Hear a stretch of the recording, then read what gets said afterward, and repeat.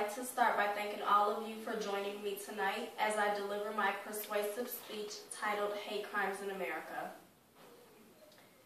Hate crimes are violent and intolerable acts that greatly impact our neighborhoods as well as our communities.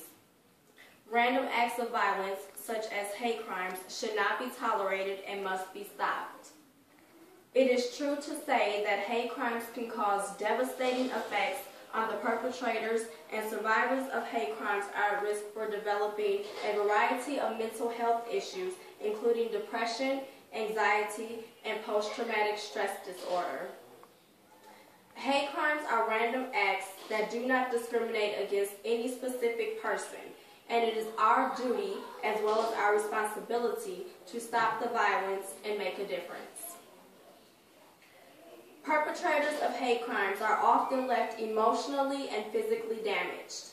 Hate crimes cause depression as well as suicidal thoughts and a lack of social engagement. Hate crimes also cause anxiety, such as nervousness, insecurities, such as a lack of confidence, as well as post-traumatic stress disorder, which may include things such as recurring dreams. Hate crime survivors may experience many health issues such as severe headaches, gastrointestinal problems, and insomnia. Let's examine exactly who hate crime violence affects.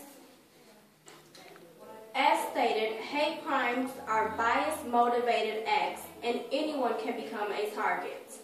Hate crimes are primarily racially motivated. An example of this would be the James Beard story, the story of an African-American male who was dragged to death by a group of white racists. Or another example would be the Coon story, the story of a 13-year-old white male who was doused with gasoline and set on fire while walking home from school by two young black males. Hate crimes also target against sexual orientation, such as with the Matthew Shepard story, a story about a young 22-year-old gay college student who was tied to a fence, beaten, and left to die. Hate crimes can also be motivated by religion, and 68% of religion-based hate crimes are strictly targeted towards Jews. Finally, let's examine how hate crimes affect us. Hate crimes affect our neighborhoods, leaving us to feel unsafe, as well as decreases our feelings of neighborhood security. This is so because hate crimes most often occur on or near one's home. Victims may also experience decreased unity as well as social awareness. Hate crimes also affect our schools as well as our education.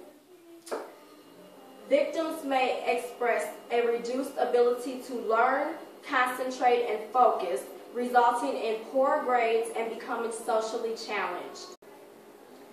Hate crimes decrease feelings of security and safety for victims as well. Hate crimes also impact our free will. It limits cultural diversity as well as it doesn't allow for understanding and knowledge of different areas to be gained. Hate crimes take away from our individual expression, and they state that people who are different should not be accepted. All in all, hate crimes are unfair and unjustifiable acts of violence. Hate crimes target individuals based on uncontrolled circumstances such as race, religion, and sexual orientation. Such acts of violence create a loss of personal control and freedom, as well as a loss of self-expression and individuality. It is not fair, nor is it rational, to cause harm, violence, and abuse towards any one person based on a belief that you may not even truly understand.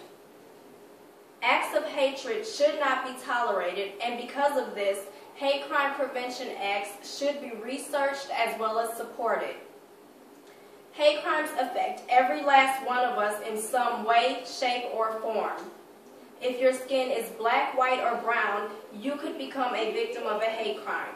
What about if you are a Jew? Or what if your best friend is a Jew? Does that give that person a right to be targeted against? What about if your brother or sister was openly gay? Should he or she be targeted against? Is it right to cause harm to any one of these individuals and their loved ones just because they are perceived as different? Hate crimes are very serious acts, and it is important that we educate, inform, and work together to create unity amongst us, as well as allow the ability to express freedom of individuality in our world. We should educate our children at early ages because after a certain age, young children will begin to notice differences, especially if they have not been exposed to people who are unlike themselves. Let's choose to make a difference by choosing to stop the violence.